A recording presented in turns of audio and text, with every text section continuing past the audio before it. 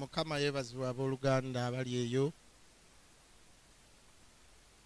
Tusanyuse okubalaba olunaku lwa leero. Eno ye saavisi yaffe esooka eya online. Mukimanyi bulungi nti gavumenti yateekawo ekkomo ku kusaba okw'abantu abangi ku Sande.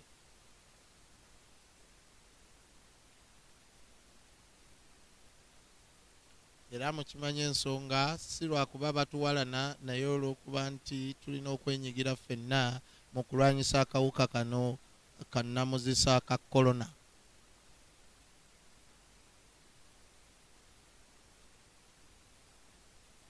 Korona yatandika nga saaga, yatandikira eyo China. Azze mpola mpola nga tumuwulira wala naye kati we twogerera ali mu nsi yaffe.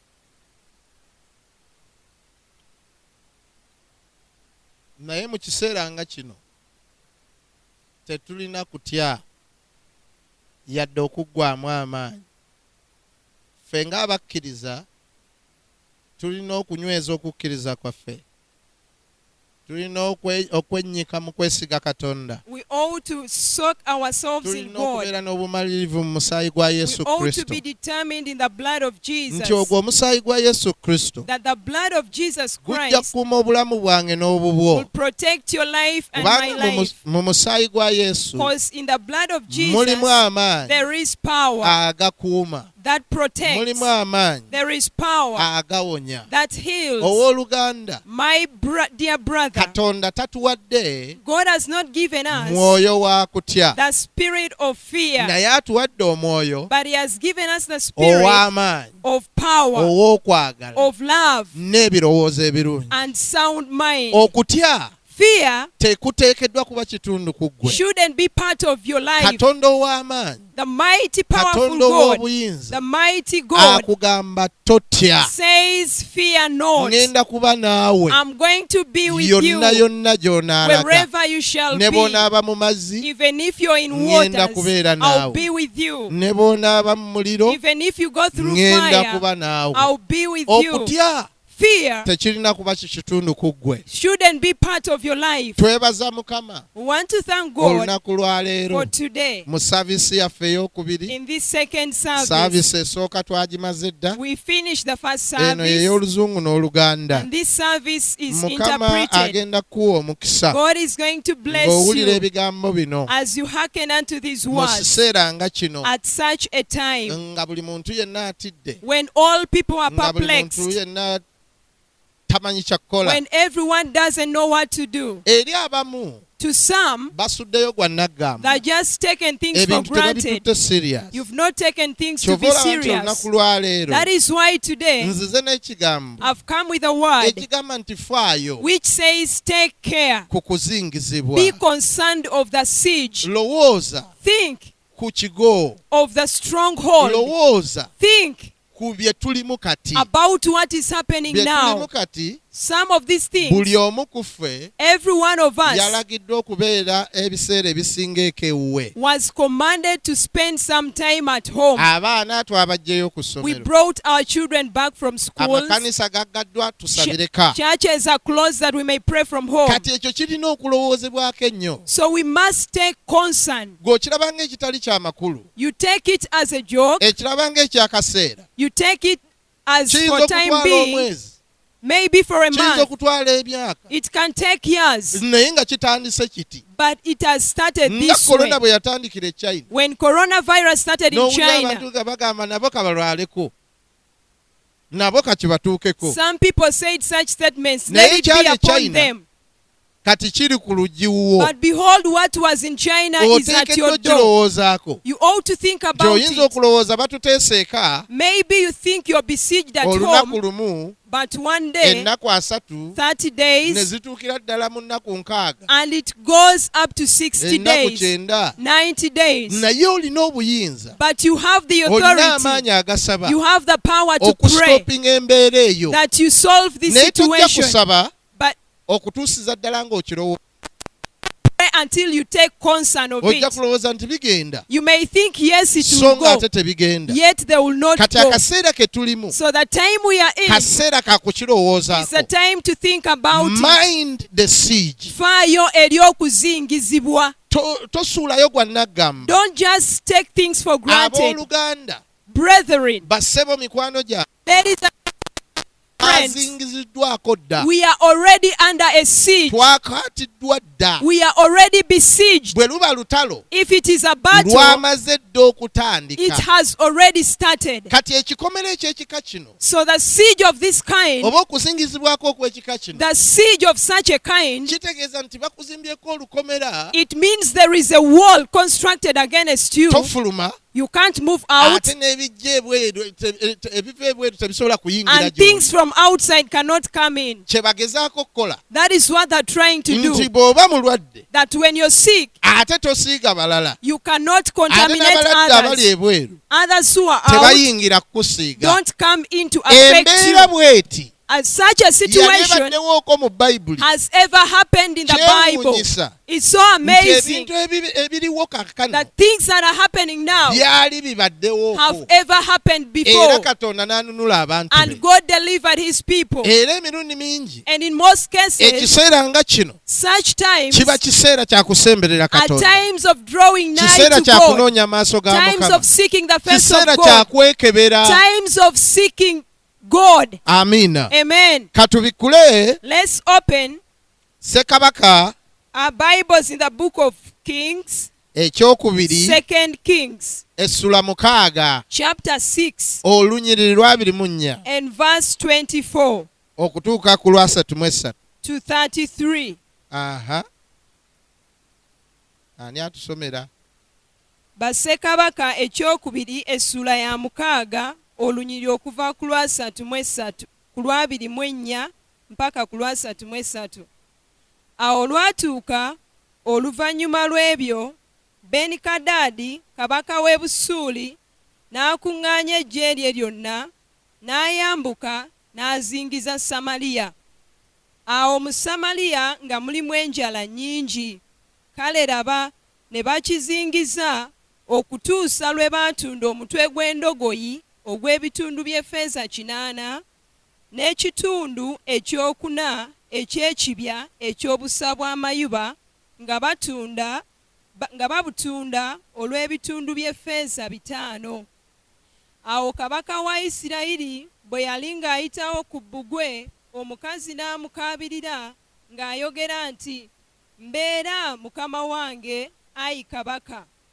N'ayogera nti, "Mukama bw'atakuyambe, nze najjawa eby'okukuyamba mu gguuliro nantiki mu ssogolero." Kabaka n'amugamba nti, "Obadde ki?" N'addamu nti, "Omukazi ono yaŋŋamba nti waayo omwana wo ow'obulenzi tumulye leero, era tunaalya omwana wange ow'obulenzi enkya." Awo ne tufumba omwana wange ne tumulya. Ne mmugamba ku lunaku olwokubiri nti, "Waayo omwana wo tumulye," naye omwana we amukwese. Awo olwatuuka kabaka bwe yawulira ebigambo by'omukazi, n'ayuza ebyambalo bye, era yali ng'ayitawo ku bbugwe. Abantu ne batunula, kale laba ng'ayambadde ebibukutu munda ku mubiri gwe. Awo n'ayogera nti, "Kabaka ankole bw'atyo n'okukirawo omutwe gwa Erisa mutabani wa Safati bwe gunaabeera ku ye leero." Naye Erisa n'atunula mu nnyumba, ye n'abakadde ne batuula naye. Kabaka n'atuma omusajja okuva gy'ali, naye omubaka nga tannatuuka gy'ali, n'agamba abakadde nti, "Mulabye ono omwana omussi bw'atumye okunziggyako omutwe? Kale omubaka bw'anajja, muggaleewo oluggi, munyigirize oluggi ku ye. Enswagiro z'ebigere bya mukama we teziri nnyuma we." Awo ng'akyayogera nabo, laba omubaka n'aserengeta gy'ali n'ayogera nti laba akabi kano kavudde eri Mukama, kiki ekinaaba kinniiniriza nate Mukama? Amiina. Amen. Amiina. Amen. Ebigambo bye twakasoma byafaayo. The words that we've just read were in history. Si lugero lwa Wakayima ne Wango. It's not just a proverb. Kyali kibaddewo, It has ever happened. kikyabaawo, And it's still happening. era we tuwogerera weekiri. And as we speak now, it's happening. Luno lwali olutalo wakati w'ensi bbiri. This was a battle between two nations. Ensi emu ng'eyitibwa Samaliya, A nation of Samaria endala ng'eyitibwa Busuuli. and the nation of Syria. Abasuuli baayiikirizanga Samaliya buli kiseera. The Syrians used to attack the Samaritans all the time. Naye ng'Abasamaliya balwana ne babawangula buli lutalo. But Samaritans would fight them and overcome all the Kubanga battles. Abasamaliya baalina Katonda. Because the Samaritans had God. Abasamaliya baalina nnabbi. The Samaritans had a prophet. Abasamaliya nga bawulira okuva eri The Katonda. Samaritans hearkened from a living Baalina God. ejje ery'amaanyi. They had a strong army. Nga balina ne Katonda, balina ne nnabbi. They had God and a seer. Buli Abasuuli ne bajjanga okulwana. Every time the Syrians attacked them, Nga nnabbi abawa strategy. the prophet would give them a strategy. Ng'abawa obukodyo. He could give them strategies. Ng'abawa obubadi. He could give them different Ng'abawa strategies. ekyokukola. He could give them what to do. Era nga bawangula olutalo. And they would overcome battles. Nga balwana. They would fight so often Entalo ne baziwangula. and overcome battles. Bassebo ne bannyabo. Ladies and gentlemen, Tulina Katonda alwana entalo, we have a God who fights ate battles entalo n'aziwangula. and he overcomes them. Era He overcame the olwo Ebola battle. n'aluwangula. He overcame it. Alwanya olwa He siriimu, overcame the alwanya HIV olw'enzige, virus. He's fought the locust azze battle. awangula entalo. He has come on Na luno winning battles. mbakakasa, Behold, I have all the nalwo confidence agenda lulwana that aluwangule. he's going to fight and Gamba overcome it. amina. Say amen. Gamba amina. Shout amen. So ne beeyongera mu ntalo, And so they continued in battle. Samaliya n'ekimanya, Abasuuli ne bakimanya And Syrians realized nti bano si baakuwangula nga tubakonfrontinga, that we cannot win these people face kubanga to balina face Katonda ow'amaanyi, because they have a powerful God. balina nnabbi, They have a seer. balina ekigambo kya They have Katonda, the word of God. bamalayika balinabo, The angels are on their balina side. ejje ery'amaanyi. They have a strong Tetujja army. bawangula We batyo. cannot overcome them. Abasuuli The Syrians, ne bafunayo enkola, they gotten into ne bakwatayo tactics. akakodyo, They gotten a ne tactic baleeta plan, and they drew ne bagamba plans. Abasamaliya si And baakulwanyisa batyo, they said we can never Kye conquer tugenda Samaritans okukola this way. What we are going to do kwe kubazingako. is to besiege them. Tugenda We kubeetooloola, are going to surround them. tugenda We are kubeetooloola. going to surround them. Tetujja kufulumya ssasi We lyonna, shall not fire any tetujja bullet. kubaako gwe tukuba, We shall not hit anyone. naye tujja bazza mu mayumba gaabwe, But we shall bring them nga back to their tewali houses, afuluma, that no one comes ate out tewali and ayingira. no one goes in. We shall confine them. Tugenda bazingiza. We shall put a stronghold around them. Tugenda bateekako olugo olugulumivu Nga tewali ayingira that no one will come in yadde afuluma. and no one will go out. Bassebo ne bannyabo, Ladies and kino gentlemen, kye kigenda mu maaso this is kaakano. what is happening Buli now. muntu azingiddwako, Everyone is ensi besieged. yonna ezingiddwako. The reason Era bw'ofuluma, that even when you go out, ofuluma otya, you go out in bayinza fear, n'okusanga that you fear ne to be bakubuuza seen. olaga They waddayo. may even ask you, where are you Ekyo- going? Can you e- go back? Ekyo kyaliwo mu Samaliya. That happened in Samaria. Bagendanga okugira bati The bafulume. moment they came out, nga Abasuuli we bali, the Syrians Ah. were already at the gate. tolina gy'olaga, You're not going anywhere. yingira munda mu kibuga, Go back inside. tofuluma. No more moving out. Ab'ebweru nga tebayingira, People outside couldn't n'ab'omunda come nga in, and tebafuluma. those inside couldn't move out. In other words, Mu ngeri endala, olutalo lwali lumaze the okutandika. battle had already started. Bassebo ne bannyabo, Ladies and gentlemen, abantu bangi muli eyo, many people outside temumanyi nti there, olutalo lumaze you okutandika. don't know that the battle has started. Temunnategeera nti twamaze dda You okuzingibwako. don't understand that we are already besieged. Temunnakimanya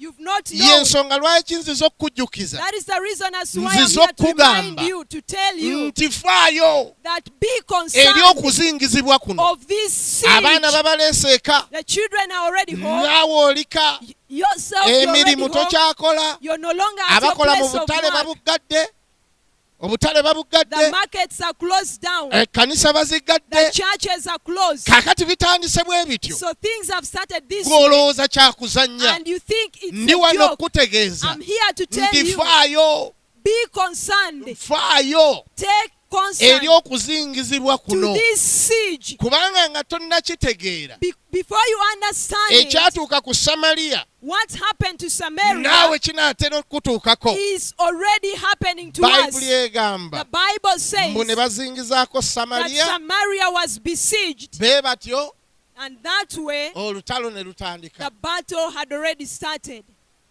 Olutalo we twogerera lukoze eki? As we speak, the battle has started. Olutalo lutandise. The battle has started. Abasamaliya ne balowooza nti kasita bali bayimiridde buyimirizi batwetoolodde And the bwetoolodde, Samaritans thought, after all, it's just ate a siege, tebatukuba, and they're not hitting us. tebalina gwe basse, They've not killed anyone. aka babeerewo. Let them stay. Kufuluma We shall not move out, ate nabo tebayingire, and they will not come in. katubeerewo. Let's keep Ne babeerawo inside. olunaku olwasooka, They spent the first day, olwokubiri. the second day. Bayibuli egamba The Bible says mbu okutuusiza ddala enjala lwe yagwa mu Samaliya. that not until famine was sower in Samaria. Ntunuulidde I'm looking nga nninga alaba as if I'm nti anticipating kaakati abantu bali ignorant, that people are ignorant. tebafuddeeyo They're not olw'okuba concerned bakyalinawo emmere because ey'okulya, they stocked some food. bakyalinawo ssente, They still have money. balowooza They think nti ekyatuuka ku Samaliya that what happened to kiyinza Samaria obutabatuukako. may not happen to Bayibuli them. egamba byatandika mpola, The Bible says it started baamaliriza slowly bali mu njala. and they ended up in famine. Olunaku we njogerera kati As I speak now, buli kintu kirinnye. everything is expensive. Sente zijja kutuuka nga tokyazikola, Time tokyazirina, will come when even your nga economy is n'ebyogula cut oyinza off. okuba nga tebikyaliyo, That maybe even that job is no longer nga bwe there. bibaayo biri expensive. And if it's there, things will be expensive. Kaakati ekigo So the stronghold oba okusalibwako or this siege oba okuzibweka kye kitegeeza oba kye kiyinza okukola or being quarantined at home, what it can Kikusalako. do, it cuts you okuva off. ku soosiyo. It cuts your supply from the source, Obugabirizibwo gye buva. where your provision comes Abantu from. bangi babadde bagenda e China kusuubula, People have been going Abo to China for tebakyagenda. trade. They're no longer going. ababadde bagenda e Dubai eyo Those who have been tebakyagenda. flying to Dubai, Ebintu it's no byonna more. bisaliddwako. Everything is cut off. Kakati tokiyita nti So kyakuzannya. don't take it as a joke. Omuntu akusalako supply, Someone who cuts off your singa supply, okwata ekyennyanja n'okijja mu mazzi if you get fish out of water n'okiteeka wabwe, and you put it on a dry kijja land, kusambagala, yes, it will naye keep tekijja alive, kusambagala nnaku zonna but not for all oba days, ssaawa zonna. all times. Kati lwana nnyo So fight hard okulaba nga teweekutulako nsibuko ya buyambi bwo. to ensure that the source of your provision is not cut off. Don't cut yourself from the source of your supply. Gwe teweekutulako kuva ku nsulo y'obugabirizi Era bwo, gye buva ne gye budda, and from ensibuko y'obugabirizi bwaffe ye Katonda. now onwards, from before the source of our provision Ffenna is ffenna God. gye tuli, All of us this far, oba olika, whether you're at home, oba oli mu nnyumba yo, whether you're in your house, beera connected n'ensibuko yo nga ye Katonda. be connected to God who is your Katonda oyo source. yakutonda akumanyi, That God you created, He Katonda oyo knows you. yakutonda ajja He kuyamba. who created you will help Koowoola you. erinnya lye, Call upon His name. eyo number one. That is number one strategy. Oteekeddwa okunyweza enkolaganayo ne Katonda You mu ought ssaawa to eno. establish your relationship with God. Eno kiseera kya kunyweza nkolagana yaffe ne It Katonda. is a time of establishing our relationship with Mukama God. waffe yeebazibwe. Praise the Wano Lord. we tutegeerera From this point, nti we come kaakati to waliwo ebintu understand ebisinga ssente amaanyi, that there are things which are more powerful than era money. Katonda asinga ebintu byonna amaanyi. And God supersedes So oyo gwe everything. tulina So we okwenywerezaako. are supposed to establish ourselves in Be Him. bakuzingizaako, If you're besieged, obugabirizi bwe obusalibwako. your provision is cut off. kitegeeza bwe buba busaliddwako ebintu by'olina ogenda birya biggwewo. It means when your supply is cut off, you're going to consume everything that you stocked. Era bwe biggwawo kitegeeza n'ebitalina makulu bitandika okuba ebyamakulu. And even valueless things will become valued to you. Ebintu engeri gy'obiraba bikyuka. The way you prioritize things changes. Abantu batandika okulya biw'obunyonyi. People start feasting on dungs from fowls. N'emitwe And the head of us. ne weewuunya. And you wonder. Kubanga enjala bwegwa. Because when famine attacks. Olw'okuzingizibwako. Because of the siege. Buli kintu kyonna kiba expensive. Everything becomes expensive. Kakati bw'onasuulayo ogwa Nagamba. So if you don't show any concern. N'otalowooza ku kigenda mu maaso. And you don't think about what is Bino bigenda happening. kugwako nga totegedde. Things will come upon you and Basooka knowingly. kusalako. They cut off your supply first. Tekyali kusomesa, tekyali kubuulira, No more tekyali genda mu preaching. katale. No more teaching.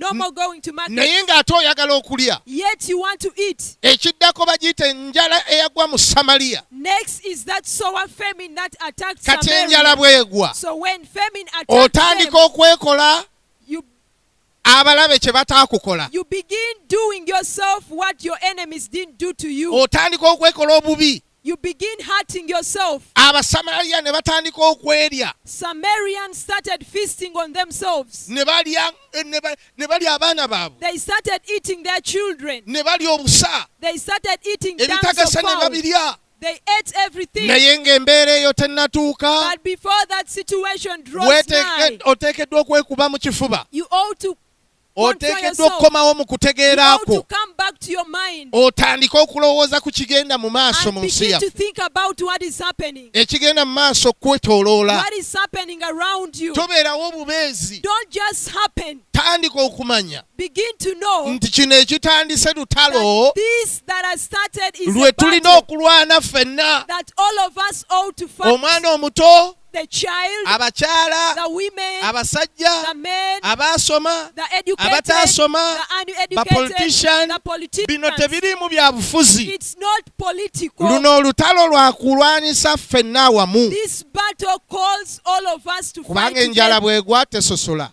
Because when famine attacks, it Ne doesn't coronavirus discriminate. nayo takola And so kitasosola. is coronavirus. So ne batandika okulwanagana So bokka this na bokka. nation started fighting themselves. Abasuuli kye bataabakola What Samaritans didn't bo ne do to, batandika okyekola. that they started doing it to themselves. Mukama waffe yeebazibwe. Praise the Lord. Enjala n'egwa. And famine was sour. Lwaki? Kubanga bano baabazingako buzinzi. Why? Because they were just besieged. Owooluganda, My dear brother, ekintu ekikulimitinga operations zo something that limits your operation, nga tolina kulya nga bw'oteekeddwa that kulya, you're not supposed to eat the way you're tolina supposed to kgenda eat. gy'oteekeddwa You're not kgenda, supposed to go further. kiba kibi nnyo. It's so evil. Oteekeddwa You okirowoozaako ought to think about it. n'otandika okwefuga. Then you begin to control yourself. Kyangu nnyo It's so easy, okulwanyisa omulabe gw'olaba very easy to fight the Naye enemy okola you're otya? seeing physically. But what do you do ng'omulabe tomulaba when you don't see naye your ye enemy ng'agamba waali. and yet you say he's around? Coronavirus tomulaba You don't see naye ye coronavirus, waali. yet it exists. Weesibiddeyo Yes, you're tomanyi quarantined. kyakkola. You don't know what to do. Ono ayogera kino n'ono ayogera kino. Everyone is speaking anything. Kati kino ky'olina okukola. So this is what you're supposed Self control. okwefuga. Weefuga owooluganda. Control yourself, my Bwe dear bakugamba brother. okunaaba mu ngalo naaba. If they tell you to wash your hands, please do. Buli kye batugamba it is only for our good. Whatsoever command that we are told, chigasa fe. Amen. Amen. Amen. Amen. Abafu tebatendereza Mukama, The dead don't praise God. balamu be batendereza Mukama. Only the living do So it. Katonda akwagala ng'oli mulamu. So God loves you when you're alive. Self control kikulu nnyo Okwefuga is mu kulwanyisa So omuntu important. gw'otategeera. in fighting this virus. Number 2, Ekyokubiri.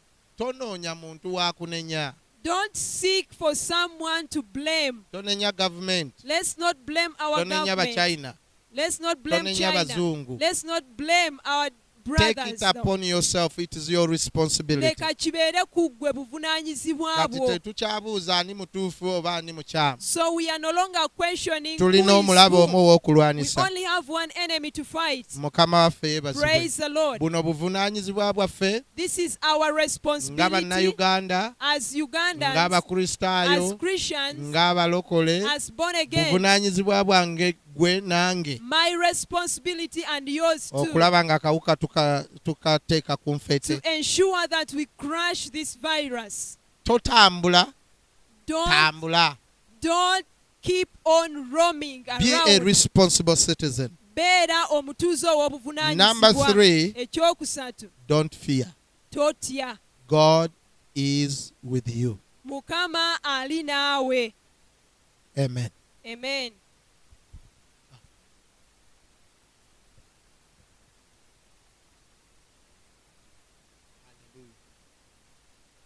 Muwanike ku mikono gyammwe tusinze Mukama. Raise up your hands that we may worship God. Yogera ebigambo ebyekisa, yogera baako ebigambo by'oyogera okusinza. Come on, worship the Lord in Tukugulumiza, your own tukutendereza. language. Wherever you are, worship. Exalt him. Wonna wonna w'oli. Wherever you are, worship. Wonna w'oli sinza Take a Katonda. moment of worship. Kano kaseera ka kusinza. Sinza ku Mukama, Worship the Lord. gulumiza Mukama, Come on, exalt his holy weebaze name. Mukama olw'obulamu bwo, Come on, appreciate God weebaze for the Mukama gift of kubanga agenda life. kulwanira entalo. Appreciate God for his Agenda name fight your kuwanguza. battles. He is worthy to be praised. Asaanidde He is more than okugulumizibwa. able. Asaanidde He is okuweebwa Jehovah ekitiibwa. Rapha. Ye Katonda omulwanyi He is w'entalo. Jehovah Nisi. Ye Katonda atasobola There is kutuwabulira. none like you. Tewali Tewali akufaanana akwenkana Mukama. Mukama. No one Laba is omukono gwo like you. teguyimpa ne gutayinza ne gutayinza. Father, we worship you for your Osobolera ddala hand is okuwonya not shortened. n'okutununula.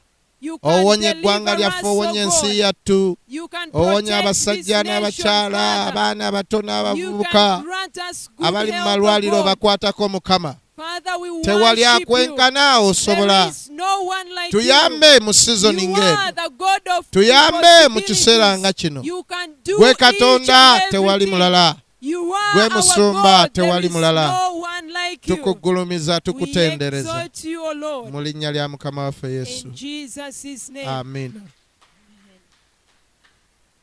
Now we want to give in. If you want to give in your tithe, your offering, your seed, your building offering, may God bless you as you get hold of your offering Tugenda and, kuwaayo.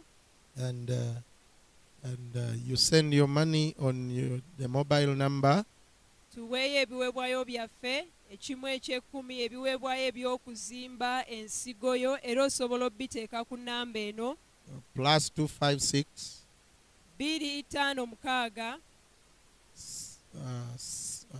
782 782 610 610 192. 192. I repeat, +256 Njiddamu +256 782 782 610 610 192. 192. May God bless you so much Mukama abawe nnyo nnyini omukisa as we stand together united as a church nga tuyimirira mu bumu ng'ekkanisa and as the children of God in prayer. era ng'abaana ba Katonda mu kusaba. We shall be praying every day Tujja kuba tusaba buli lunaku 3 times emirundi 3 olunaku from 5 to 7 in the Okuva morning. ku ssaawa 11 mpaka ku ssaawa 1 ku makya. We shall be in prayer. Tujja kuba tusaba. Make sure you call your friend to pray Kakasa nga mikwano gyo giyita gizuukuke mu kusaba wherever we are. yonna yonna gye bali. And from midday to 2, Ate era okuva ku ssaawa 6 ag'amalya g'ekyemisana mpaka ku we shall be 8 praying every day. nate era tujja kuba tusaba. Then in the evening, N'akawungeezi we shall be praying from 6 to 9. tujja kuba tusaba okuva ku ssaawa 12 mpaka ku ssaawa 3. It is a season of prayer. Bino biro bya It kusaba. is a season of drawing near God. biro bya kusemberera He says, katonda when you draw near me, I will draw near you. agamba nti bwe munansemberera nange n'abasemberera The hand of God is not shortened. omukono gwa katonda He teguyimpa is more than able to do ayinziza ddala exceedingly and abundantly above okukola all. ebisukkulumye In Jesus' mu name. linnya erya yesu. May God bless you. Mukama abawe nnyo May nnyini God protect omukisa, you. mukama abakuume, May God preserve you. mukama In abakuume Jesus' mu name. linnya erya yesu.